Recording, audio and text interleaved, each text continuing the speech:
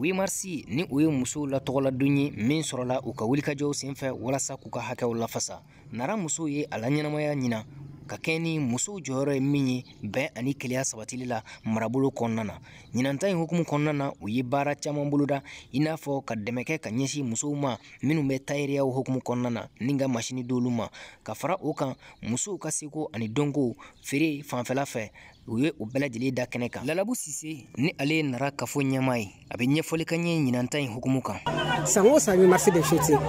ɲinan fana a donna hukumu mun kɔnɔ a donna bɛn ani kelenya n'i ko bɛn musow de ka i cɛsiri bɛn kun na donc o de sigira sen kan k'a yira k'a fɔ musow u jɔyɔrɔ ye mun ye bɛn kɔnɔ u jɔyɔrɔ ye mun ye kelenya kɔnɔ u jɔyɔrɔ ye mun ye ka se ka ɲɔgɔn dɛmɛ ka bolo di ɲɔgɔn ma ka se ka baara kɛ ɲɔgɔn bolo yalasa lafiya bɛna an ka jamana in kɔnɔ. Kɛnɛ kan musow ka ɲɛma Madame Jawara Lalabu Sise a ye foli kɛ ka ɲɛsin dɛmɛbaw bɛɛ lajɛlen ma kɛrɛnkɛrɛnyala jamana marabaw. An b'an ka gouverneur fo an b'an ka préfet fo an b'an ka maire bɛɛ fo nka foli kɛrɛnkɛrɛnyala o y'an ka parrain ani marraine ye olu de y'u cɛsiri k'an dɛmɛ yalasa nin ko in bɛ se ka sigi ɲɔgɔn kan cogo min na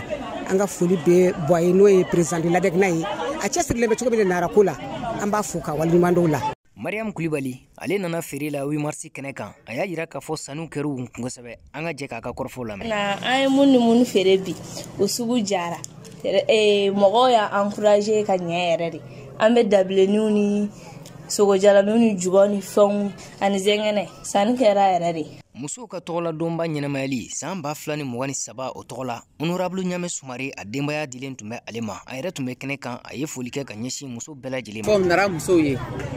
a diyara n ye a bonyana ma ne ni tɔ minnu ma se ka yalla sɔrɔ vraiment bɛɛ ka foli bɛ yan nɔ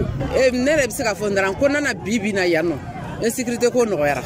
sabu ne nana n ye mobili ta ka na n fɛrɛ ma ka na fête kɛ musow ma n fɛrɛ ma les militaires sont là surasiw ye fan bɛɛ fɛn bɛɛ on ne sait même pas k'a fɔ ko insécurité bɛ Nara kɔnɔna na yan. 8 mars hukumu kɔnɔna na musow kɛn bɛ ka lajɛ wɛrɛw boloda min bɛna kɛ bɛn ni keleya kan ani senantolantan musojɛkulu yɛrɛ ni ɲɔgɔn cɛ. Modibo Keyita VOA Banbara ka bɔ Nara.